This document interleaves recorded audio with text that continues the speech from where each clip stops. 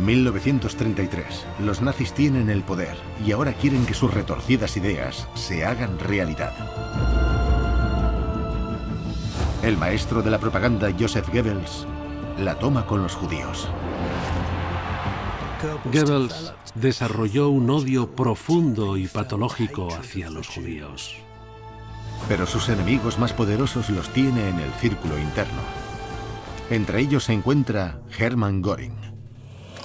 Göring podía pinchar teléfonos y utilizó sus poderes con fines malévolos. Y Heinrich Himmler, que quiere que el antisemitismo no llame la atención. Si van a hacerlo, es mucho mejor que se haga apartado del público.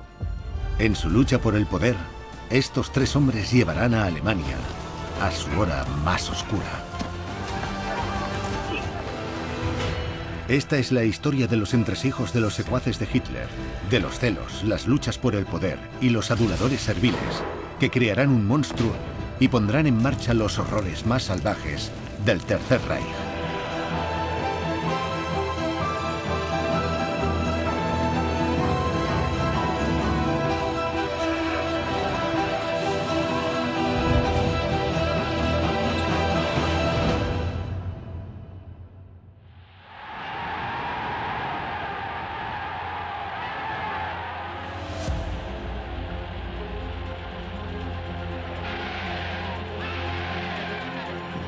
En 1933, el partido nazi ha pasado de ser un desconocido a convertirse en el partido político más popular de Alemania. Su líder, Hitler, es ahora canciller. Por fin puede llevar a cabo sus ambiciones para la Alemania nazi. Pero pese a la imagen que da de unidad la cúpula del partido, pronto el círculo interno de consejeros de Hitler empezará a desmoronarse. El leal ayudante de Hitler, Hess, es nombrado secretario del Führer, pero su influencia pronto se verá menoscabada por los demás. El burócrata Heinrich Himmler ya ha ascendido a jefe de las SS. Ahora empieza a hacerse con la policía alemana. El héroe de guerra Hermann Göring toma el mando del mayor estado de Alemania, lo que lo pone en conflicto directo con el maestro manipulador, Joseph Goebbels. Y es Goebbels quien tomará la iniciativa. Goebbels ha sido crucial para el ascenso al poder de los nazis. Su máquina propagandística ha legitimado el partido y se ha ganado al pueblo alemán prometiendo paz y el fin de la pobreza. Alemania está sumida en la Gran Depresión y Goebbels dice que arreglar la economía será su prioridad.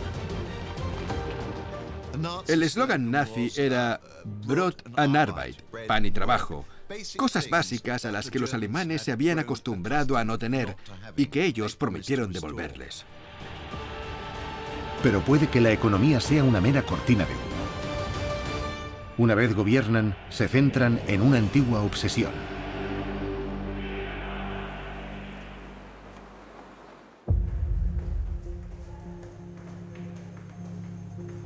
Hitler invita a Goebbels para hablar del punto principal de su programa: los judíos. El partido lo montó con un antisemitismo exacerbado. Nuestros problemas siempre tienen un origen judío. Hay una conspiración para dominar el mundo y los alemanes sufrimos las consecuencias. Es un movimiento internacional, pero los alemanes, por culpa de la posguerra, somos las víctimas. Para avanzar, tenemos que acabar con los judíos. Es posible que Goebbels odie a los judíos incluso más que Hitler. Goebbels desarrolló un odio profundo y patológico hacia los judíos. Culpaba a los judíos de todos los problemas de Alemania. Los dos quieren enviar un mensaje claro: que los judíos son enemigos de Alemania. El plan es montar un boicot nacional a los negocios judíos. Es todo un gesto. Goebbels se ocupa de hacer que el pueblo apoye la campaña.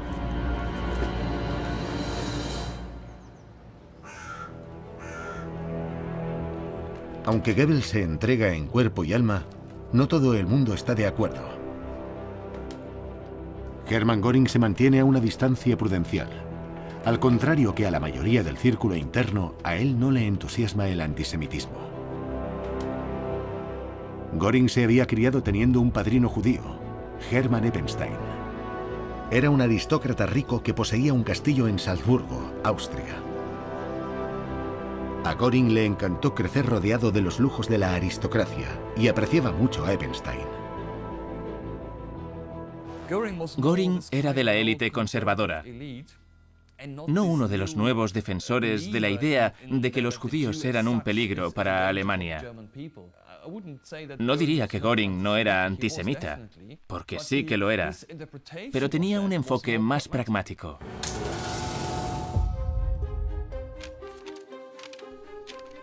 Göring se mantiene a distancia, lo que le da a su rival una oportunidad de oro para estrechar lazos con el Führer. Quiere que el pueblo alemán apoye el boicot a los negocios judíos. Goebbels controla por completo la propaganda contra los judíos. Es él quien escribe los artículos viperinos y antisemitas en la prensa que propagan la idea de que los judíos son, a ojos de los nazis, malvados. Los preparativos para el boicot judío están terminados.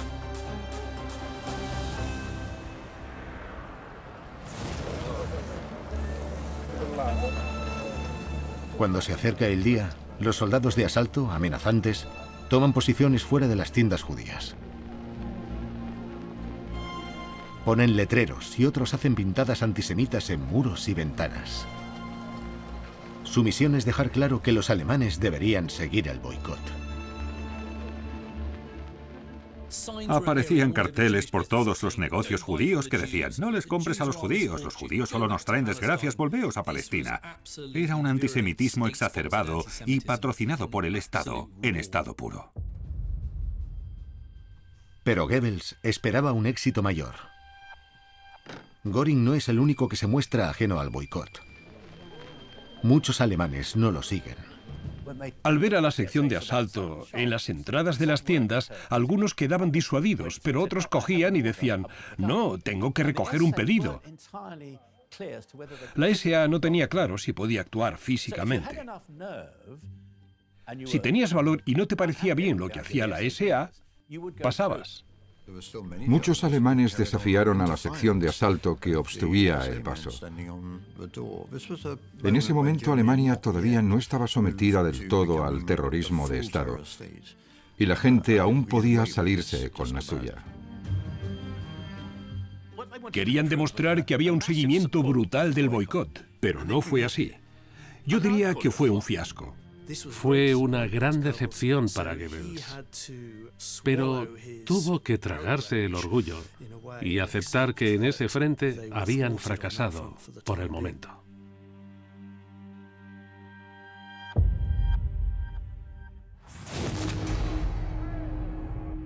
Sin embargo, Goebbels, al ser ministro de propaganda, puede convertir el fracaso en éxito. Publica documentos falsos que celebran el boicot y amenaza con que podría repetirse en cualquier momento. Pero es un farol. Aunque los fieles al partido apoyan por completo el antisemitismo, se da cuenta de que tiene que convencer a todo el pueblo alemán. Para ello, primero debe ganarse su confianza. De momento, deja de recurrir al antisemitismo abierto. Tiene que jugar a largo plazo. Goebbels y otros antisemitas del partido tenían que empezar a pensar en cómo ganarse a los alemanes. Debía ser poco a poco.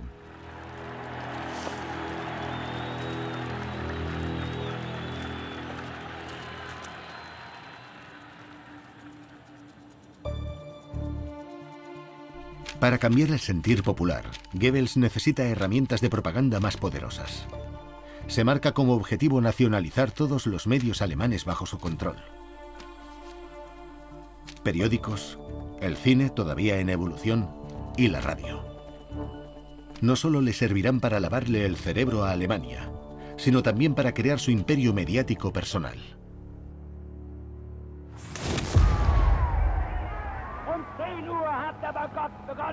Quiere que su propaganda esté en cada salón de Alemania y que inunde las calles. El primer paso es hacerse con el control de todas las emisoras del país. Pero hay un problema. Hermann Göring. En 1933 vemos que dos miembros del círculo interno empiezan a tener trifulcas internas, y esos dos son Goebbels y Göring.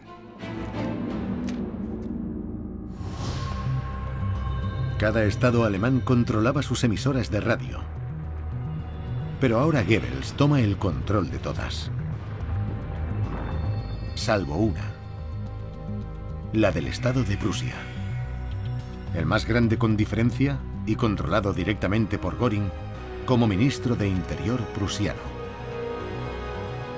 Göring quiere tener su propio imperio, en el centro del cual está Prusia. Goebbels explica apasionadamente que necesita el control de los medios prusianos. Goebbels ansía centralizar los estados alemanes y crear un solo Reich alemán unificado. Pero Göring defiende su posición con aplomo. A Göring le parece que Goebbels quiere invadir el terreno e intenta evitarlo. Goebbels escribe en su diario que está furioso con Göring. Es un ejemplo más de que estos dos no paraban de chocar. Goebbels se plantea acudir directamente a Hitler, pero se da cuenta de que con Göring lo mejor es esperar la oportunidad. De momento deja que se salga con la suya.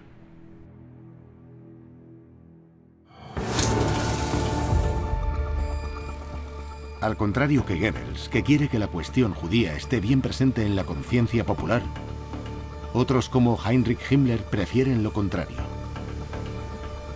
Él es partidario de la discreción y el engaño.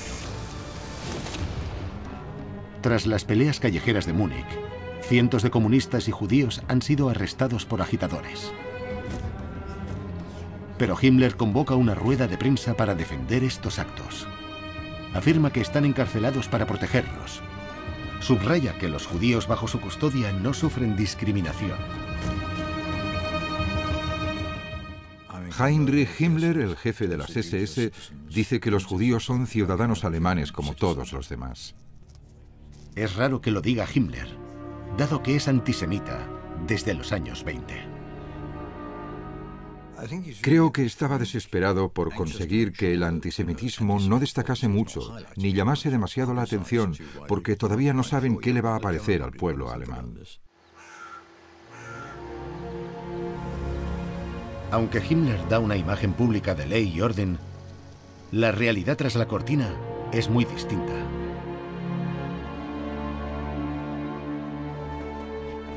Se crea un campo de concentración pensado para retener a los enemigos del Estado nazi cerca de Múnich, en Dachau.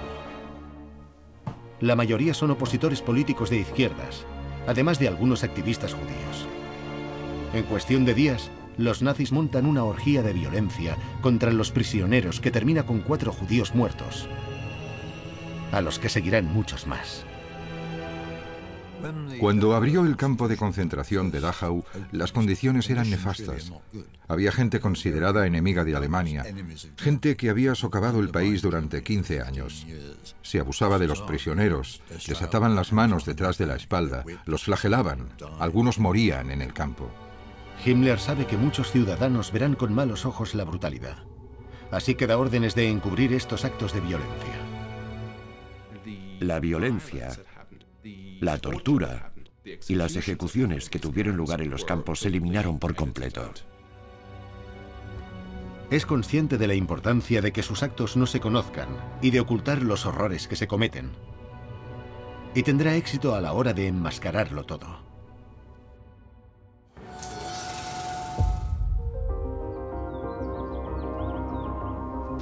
Pese a los deseos de sus dos rivales, Goebbels quiere que la campaña antisemita llegue a un público mayor. redobla los esfuerzos para convencer a Hitler de que necesita controlar toda la red radiofónica. Y da comienzo a un ataque implacable contra el hombre que se interpone en su camino, Göring. A Goebbels no le gusta el estilo de vida de Göring, no le gusta su extravagancia, ni su opulencia, ni nada.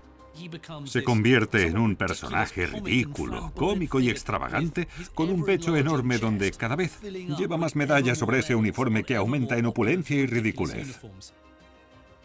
El estilo de vida a todo tren de Göring lo convierte en presa fácil para Goebbels.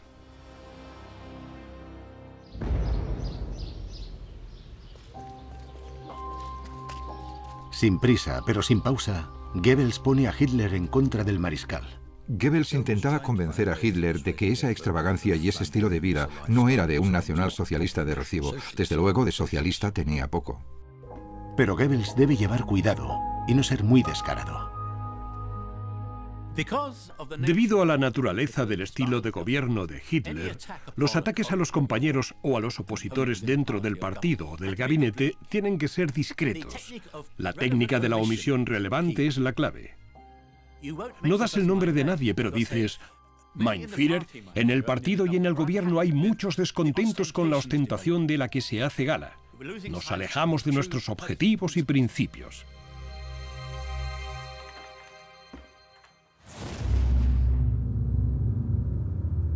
Goebbels manipula a Hitler a la perfección.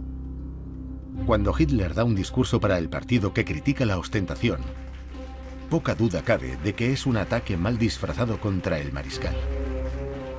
Goebbels está encantado de que Hitler critique la ostentación, porque lo considera un ataque a Göring. Esa noche escribe en su diario tan contento que Hitler ya da por perdido a Göring, que ahora es un don nadie y el hazme reír. Goebbels está como unas castañuelas. Goebbels consigue 2 victorias, porque Hitler también le ordena a Göring que renuncie al control de la radio prusiana.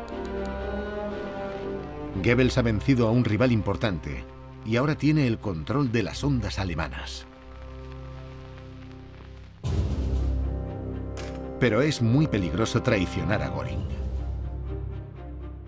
Como comandante en jefe de la policía prusiana, Göring es capaz de convertir la organización en la policía secreta del Estado, la Gestapo, que se vuelve una red de inteligencia poderosísima que intenta recabar información de todo el mundo, incluso de los miembros del círculo interno de Hitler. La Gestapo se vuelve contra Goebbels y vigila todos sus movimientos, esperando a que cometa un desliz. Goebbels, que no sabe que lo están espiando, sigue adelante con sus ambiciones propagandísticas. Ahora que controla todas las emisoras, quiere asegurarse de contar con todos los oídos del país. Goebbels quería que todo el mundo tuviese radio, o que por lo menos cada familia o cada edificio tuviesen una radio que pudiesen conectar. Una de las formas con las que Goebbels espera unir a los alemanes es dándoles unos programas que escuchen todos a diario. Y en medio, pues, plim, plim, plim, les deja caer un goteo de propaganda. ¿Y qué hace Goebbels? Pues primero actualiza todos los equipos de transmisión para poder estar presente en cuantas más casas mejor. Segundo, pide que se produzcan radios en masa. Solo en el primer año ya se fabrica 1 millón. Claro, el consumidor alemán está encantado porque cree que se debe a que la economía va bien. Hay un nuevo consumible y Goebbels se mete en las casas ajenas. Para asegurarse de que la gente escucha la radio, contrata guardias en la mayoría de barrios para que se pasen a asegurarse de que estás escuchando las emisiones del partido como debe ser. A continuación, Goebbels va a por la prensa escrita y aprueba la llamada Ley del Editor, que oficialmente traspasa los poderes editoriales de los propietarios de los periódicos al Estado. Reunía a los editores y corresponsales de los periódicos más importantes y les daba un resumen de la línea que debían adoptar para tratar con las cuestiones principales. Goebbels ya cuenta con todas las herramientas de propaganda para hacer que toda Alemania trague con los logros e ideología nazis. Los nazis han tomado el poder y han prometido crear una Alemania fuerte y triunfadora, así que Goebbels le dice a la nación lo que quiere oír. Goebbels muestra planes de creación de empleo, como uno enorme de construcción de autopistas.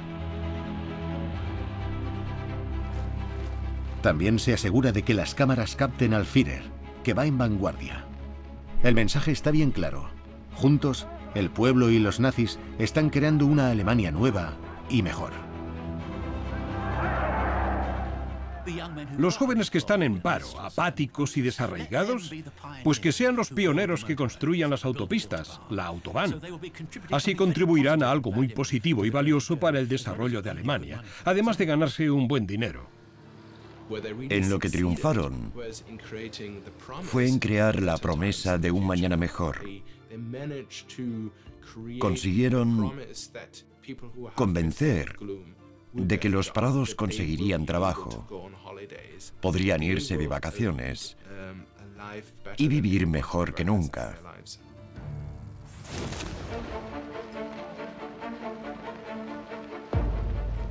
Los nazis afianzan el espíritu unitario lanzando la Volksgemeinschaft, la comunidad popular, un proyecto de ingeniería social de proporciones bíblicas. Era una visión utópica que decía: dejaremos a un lado las diferencias de clase y nos uniremos en una sociedad maravillosa sin castas llamada Volksgemeinschaft, la comunidad nacional. Este ideal de una comunidad en armonía y unida, donde sus miembros servían al bien común, se volvió un faro para Goebbels. Están dándole forma a una imagen de comunidad unida. El empleo va en aumento y ser alemán es un motivo de orgullo y ánimo. Poco a poco sientan las bases de su visión de la raza suprema germana. Creo que es la primera vez en la historia que se intenta crear un Estado racial, y la Volksgemeinschaft es un concepto crucial para ello.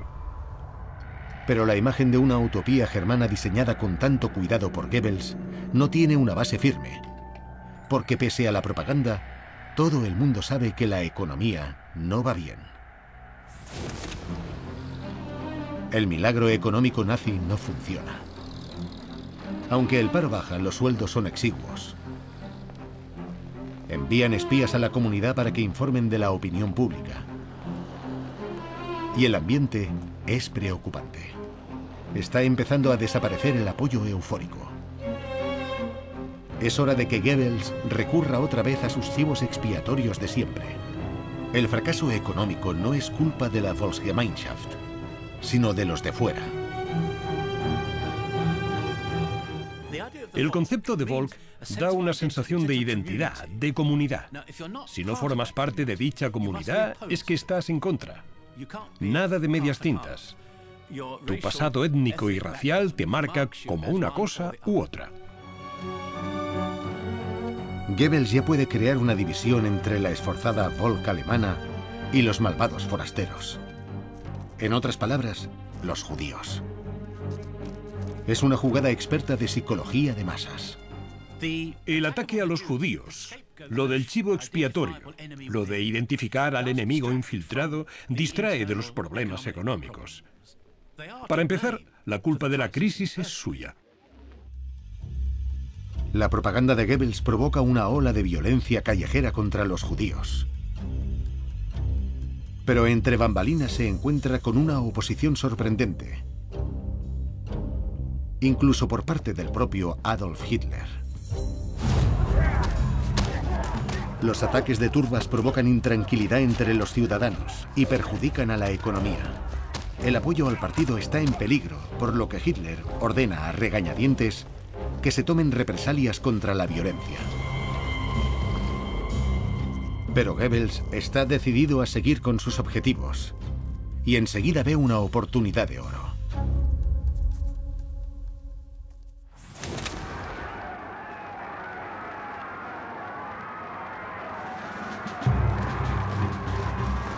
El mitin anual de Nuremberg, el evento más destacado del calendario nazi.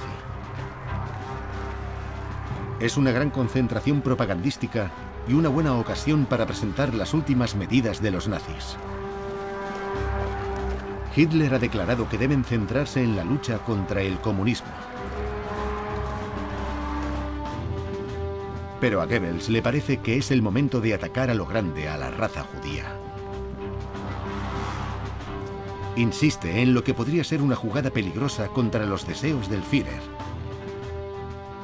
Y ataca salvajemente a los judíos. En el mitin de Nuremberg de 1935 se nos recuerda el gran orador Bill que era Goebbels, porque ahí es cuando empieza a ir contra los judíos y los declara enemigos del Estado. Goebbels quería expulsar a los judíos de la sociedad alemana, echarlos de la vida cultural alemana, también de la esfera económica, que no hubiese niños judíos en las escuelas alemanas. Quería echarlos físicamente del país. Si intenta hacer que el Führer actúe, podría suponerle un suicidio político. Pero pronto queda claro que los asistentes al mitin lo apoyan de corazón. Es sobre todo gracias a Goebbels que los nazis ruegan que se actúe contra los judíos y quieren que se actúe de inmediato, en ese mismo momento. A Goebbels le sale bien la jugada. Hitler cede y apacigua a las masas poniendo al antisemitismo como objetivo principal.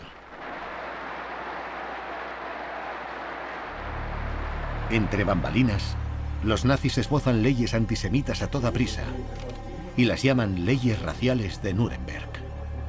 Sirven para privar a los judíos de la ciudadanía y prohibir el matrimonio entre ellos y los alemanes. Legalmente a los judíos se los considera forasteros.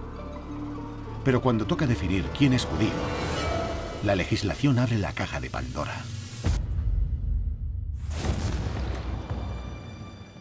Las leyes de Nuremberg trajeron mucha confusión sobre quién era realmente judío. Obviamente lo sabía que eran medio judíos o un cuarto judíos y ¿qué se hacía con esa gente? Ni los propios judíos podían ni pueden dar una definición exacta de qué es ser judío. ¿En qué punto alguien se vuelve judío? ¿Por parte de abuelos, de padres, por elección religiosa, por matrimonio? Hay casos evidentes, pero otros no tanto. Dio comienzo un debate. ¿Quiénes son judíos y dónde se pone el límite? Hay disparidad de opiniones y Goebbels defiende la opción más extrema. Goebbels estaba frustradísimo porque él decía que la sangre judía era sangre judía y la sangre alemana, alemana. Si tenías sangre judía, eras judío. Eras judío, aunque solo tuvieses un poquito de sangre judía. Se teme que los alemanes no vayan a perseguir a los que tengan solo una 16ª parte judía. Eso no va a cuajar. Al final, llegan a un término medio. Se dice que quien tenga 3 abuelos judíos es, por definición, judío. Y no puede tener la ciudadanía, ni derechos laborales, ni legales, ni derecho a la educación. Es una gran victoria para Goebbels y un hito terrible para los nazis que supone un paso más en los horrores venideros. Pero en la tragedia hay una ausencia notable.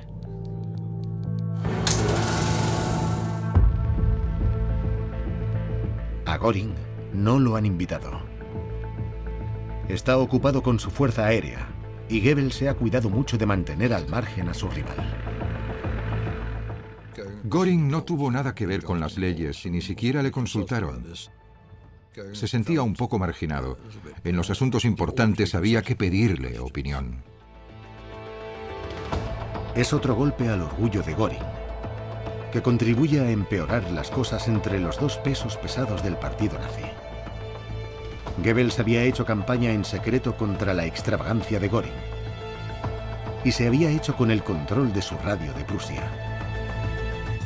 Pero Goebbels también tiene su talón de Aquiles, y Göring decide que ha llegado el momento de poner al ministro en su sitio, sacando a la luz su vida privada.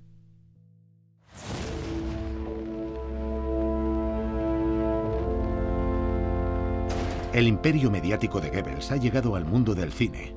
Y además de para difundir su propaganda, también le sirve para darse algún caprichito personal. Aunque estaba casado, Goebbels era infiel.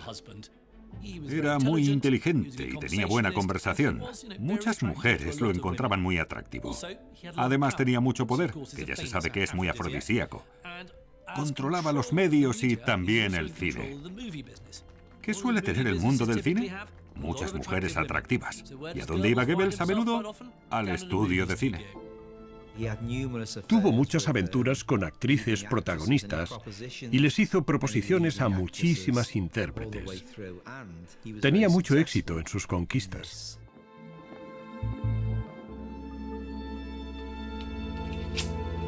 Los espías de Göring tardan poco en descubrir los escarceos. Y Göring tiene acceso exclusivo a una de las herramientas de vigilancia más poderosas de la época: el pinchazo telefónico. Göring podía pinchar los teléfonos, cosa que hizo con los miembros del círculo interno. Evidentemente, con quien más disfrutaba era con su enemigo Goebbels. Se reía de puro gozo cuando leía las transcripciones de las llamadas entre Goebbels y su última conquista. Goebbels está muy unido a una bella actriz checa, Lida Baarova. Lleva prendado de ella desde que se conocieron en 1936. La glamurosa Baarova hace papeles de mujeres sexys y tentadoras. La ironía es que las mujeres alemanas no podían hacer papeles seductores porque se consideraba denigrante para las alemanas, así que necesitaban a gente inferior, como las checas, para hacer esos papeles. Esto no evitará que Goebbels disfrute de las atenciones y afectos de Baarova. Goebbels tiene una aventura muy intensa con la bella Lida Baarova, y en fotografías vemos que era muy atractiva. Normal que se viese cautivado por ella.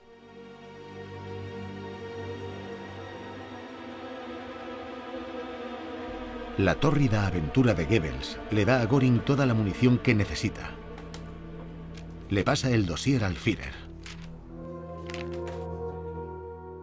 Göring está hecho un traidor, porque le pasa las transcripciones a Hitler a sabiendas de que éste no tolera las infidelidades matrimoniales. Y Göring también sabe lo que le supondrá a Goebbels. Hitler fue el padrino de boda de Goebbels y aprecia mucho a su esposa Magda. Conocer la aventura pone a Hitler en un compromiso. Pero como Magda no lo sabe, Hitler calla.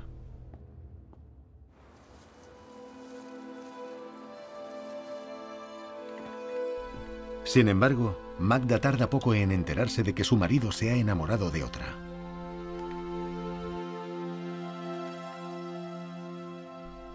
Los dos se distancian y cada vez se amargan más. Su matrimonio peligra.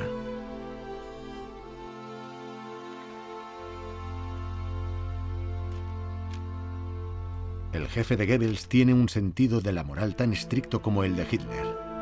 Mal asunto. Göring tiene a Goebbels justo donde lo quería. Los eventos se precipitan. Magda busca consejo en un confidente extraordinario. La última persona con la que Goebbels quiere que hable. Es la enésima aventura de Goebbels. Pero ahora Magda está hasta las narices. Así que va a contárselo a un amigo íntimo, Hitler. Acude a Hitler a pedirle consejos matrimoniales. La noticia es música para los oídos de Göring.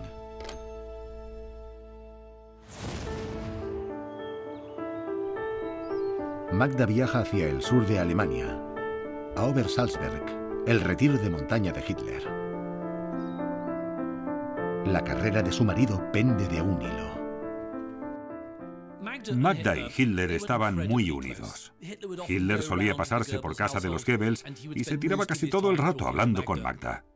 Cuando Hitler se enteró de que Goebbels estaba avergonzando y humillando a Magda, le pareció algo intolerable. Hitler convoca a Goebbels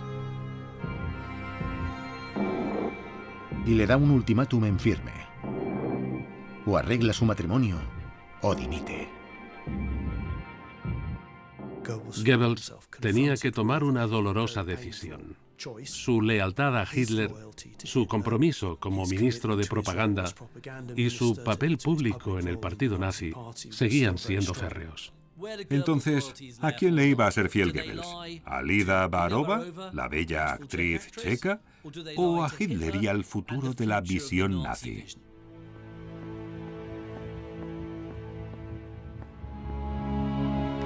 A Goebbels le parece que no tiene más remedio que poner punto final a su aventura con Lida Baarova, pero todavía tiene una noticia aún peor para ella. Como a juicio de Hitler ella está mancillada también, es imposible que Baarova salga en los cines controlados por el Tercer Reich. A Goebbels no le queda otra que terminar con su carrera. Baarova se lleva dos reveses. Primero pierde a su novio y amante, y además su carrera de actriz. Göring le ha asestado un golpe devastador a su rival. Creo que podemos decir que a partir de ese momento, Hitler ya no tiene en la misma estima a Goebbels. Lo mantiene en el cargo, pero el divorcio lo ha perjudicado.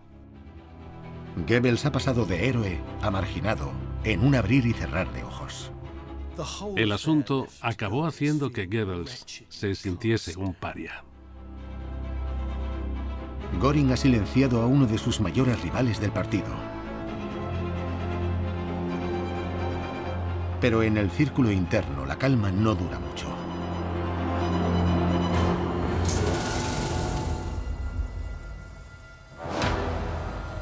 La caída de Goebbels es una oportunidad para Himmler. Y aunque este es más discreto con sus planes, aprovecha la ocasión de portar la antorcha nazi contra los judíos.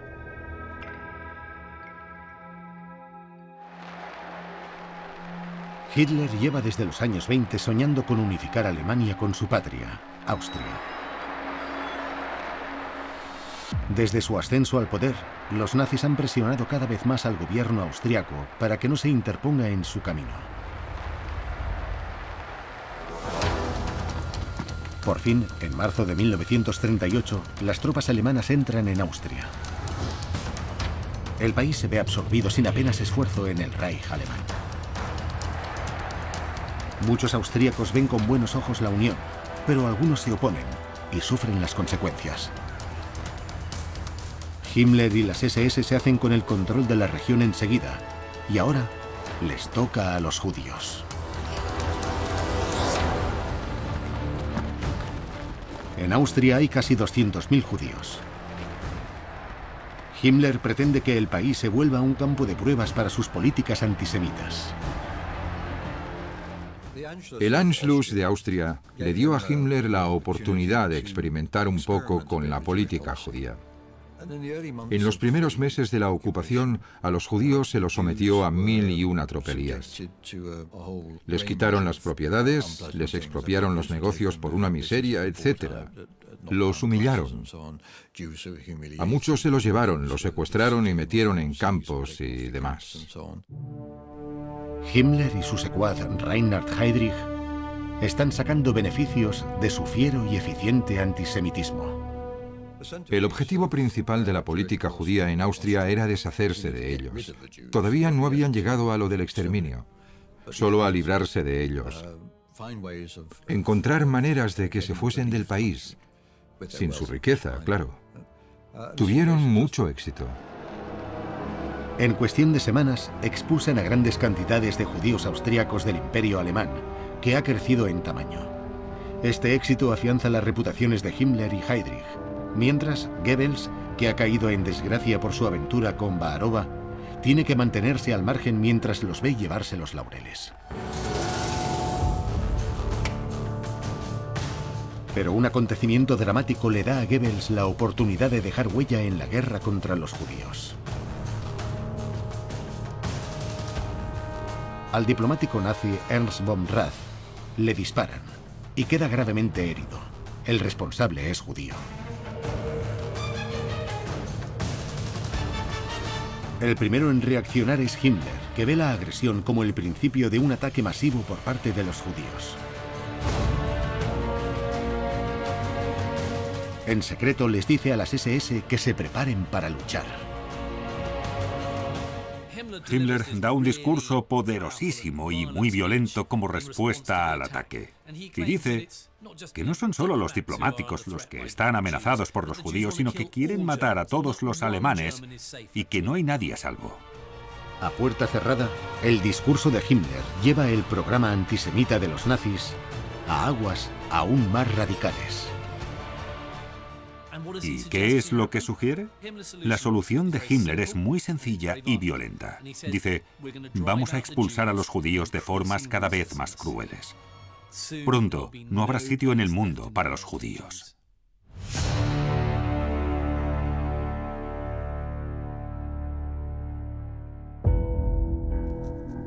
Parece que Himmler capitaneará una guerra discreta contra los judíos.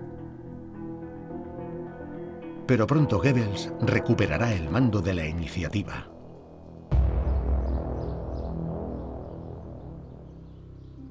El 9 de noviembre, unos superiores nazis se reúnen para una cena de aniversario. Entonces, Hitler recibe una terrible noticia. Von Rath ha muerto. Hitler se dirige a la multitud y está que trina. Parece ser que dijo, dejaos de policía, que los judíos sientan la ira del pueblo alemán. ¿Qué significa eso? Para algunos, lo que dice es, os autorizo a atacar. Está claro que da luz verde para que pase algo. Son todos los ánimos que necesita Goebbels. Lo vio como una oportunidad de poner en práctica su política antisemita, además de ganar importancia entre sus rivales. Goebbels les declara la guerra a los judíos. Pero dicha guerra no tendrá lugar en privado con las SS de Himmler, sino en las calles. Los alemanes deben tomar partido. Es su oportunidad para redimirse a ojos de su amado Hitler. Se dirige a la multitud y los agita hasta que están frenéticos. Afirma que la culpa de todo la tienen los judíos, que los alemanes tienen que defenderse. Lo que intenta es que haya sed de sangre. Goebbels había sido un perro atado en corto. Llevaba meses y años esperando que se le presentase la oportunidad. Quería una manifestación pública y nacional de odio hacia los judíos. La llamada a las armas de Goebbels recibe una cálida bienvenida. Pero la violencia callejera va contra todo lo que Himmler defendía. Himmler había pasado mucho tiempo construyendo una maquinaria de terror que era de hecho discreta y silenciosa. Era implacable y eficiente, pero no se le plantaba delante al pueblo cada 2 por 3. Himmler creía sinceramente que las políticas antisemitas había que ponerlas en práctica de forma sistemática y fría, y que la violencia callejera no debía desempeñar ningún papel importante. Goebbels discrepaba. Él quería que hubiese un gran gesto, que de una forma u otra el pueblo alemán demostrase que compartía la creencia nacionalsocialista de que los judíos eran el enemigo. En cuestión de horas vuelan cantidades ingentes de telegramas entre los departamentos nazis. Los ánimos están tan caldeados que Himmler sabe que no puede hacer nada al respecto. Himmler tiene que participar porque es el jefe de la policía alemana y la policía tiene que saber lo que deben hacer y la anima a no interferir. Que la sección de asalto, las juventudes hitlerianas y demás se pongan las botas. Aún así, Himmler y su ayudante Reinhard Heydrich hacen lo que pueden para limitar los posibles daños. Heydrich les da instrucciones estrictas a los cuerpos de seguridad y a los soldados de asalto de la SA. Se elaboran unas reglas muy claras. Y la idea es que no se saquee ni destruya ninguna propiedad alemana. Las pertenencias de valor de los judíos no pueden robarse ni saquearse, sino que hay que entregarlas a las autoridades pertinentes. Las propiedades judías no hay que quemarlas ni destrozarlas, sino conservarlas.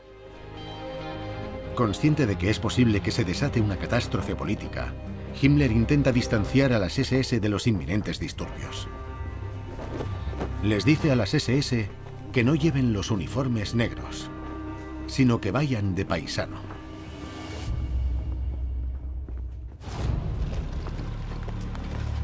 Mientras sucede todo, Göring está fuera de la ciudad. Con Himmler fuera de la ecuación, Goebbels tiene vía libre para desatar el caos. La violencia que orquesta pasará a la historia como una de las más impresionantes y salvajes de la época moderna. La Kristallnacht, la noche de los cristales rotos. Menos de 2 horas después de que se dé la noticia de la muerte de von Rath, empiezan los disturbios. Por lo que fuese, los soldados de asalto no siguieron las reglas que se les dieron para conservar las cosas de valor. Fue una masacre. Las casas, las propiedades, las pertenencias, las quemaron y destrozaron de todas las formas posibles. Quemaron sinagogas, saquearon casas y tiendas judías y también las destrozaron. Pero no solo destrozaron cosas, sino también a personas. Mataron a palos a gente, a paliza limpia. Fue un linchamiento autorizado por el Estado. De eso no cabe duda. Cientos de sinagogas quedan reducidas a cenizas. Saquean casas y negocios. Asesinan a casi 100 judíos. Y a más de 30.000 los llevan a campos de concentración. Para ellos, los horrores acaban de empezar.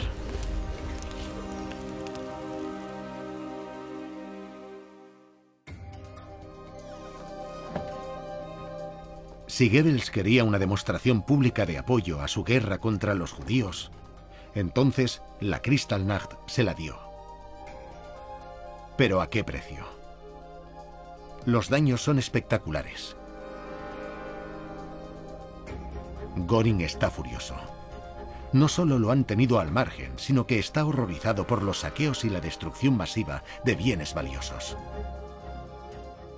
Göring estaba obsesionado con las posesiones materiales, así que la idea de que destrozasen tantas cosas bonitas le resultaba repugnante. 7.500 negocios judíos han quedado destruidos. Y se ha robado una gran cantidad de objetos de valor. Podría ser un desastre para la economía. Himmler está furioso por cómo se ha descontrolado la situación. Para él, lo de la violencia callejera era cosa de los viejos tiempos del movimiento nazi, no algo que tuviesen que hacer ahora que ostentaban el poder. Hizo campaña para que echasen a Goebbels. Fue un momento crítico para Goebbels. Himmler esperaba influirlo bastante a Hitler para que dijese de una vez: hasta aquí hemos llegado, te has pasado. A Goebbels, la Kristallnacht podía volvérsele en contra. Era una oportunidad tremenda para que todos sus rivales se acercasen como buitres.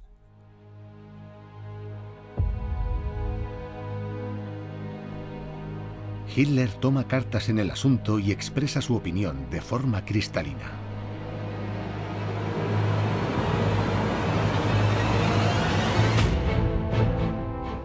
Hitler acaba poniéndose de parte de Goebbels y muestra sin reparo su apoyo al ministro de propaganda. Parece que Goebbels está a salvo.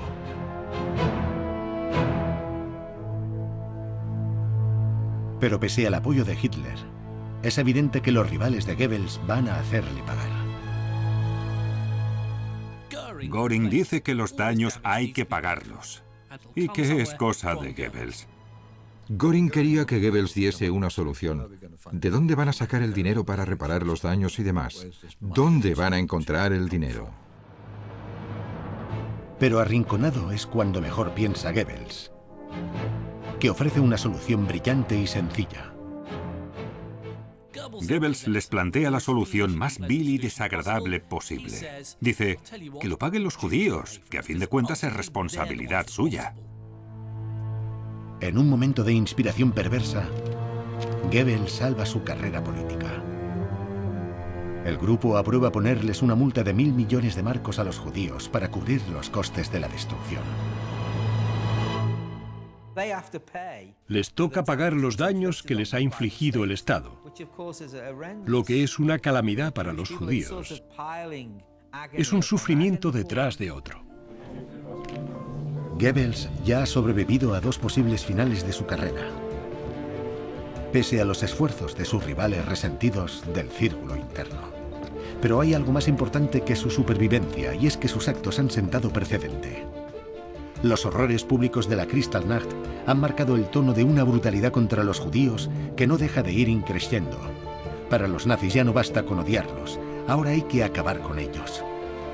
Pero han aprendido a actuar con mayor discreción. Querían acelerar la eliminación de los judíos, lo de expulsarlos, quitarles las pertenencias y demás, pero iban a hacerlo con sutileza. No iba a ser fácil que la gente se diese cuenta de lo que pasaba. A partir de ahora, Himmler se ocupará de la cuestión judía. Su ataque contra el colectivo será más discreto, pero sus barbaridades serán todavía más impactantes y llevará al partido a cometer actos de una atrocidad sin precedentes.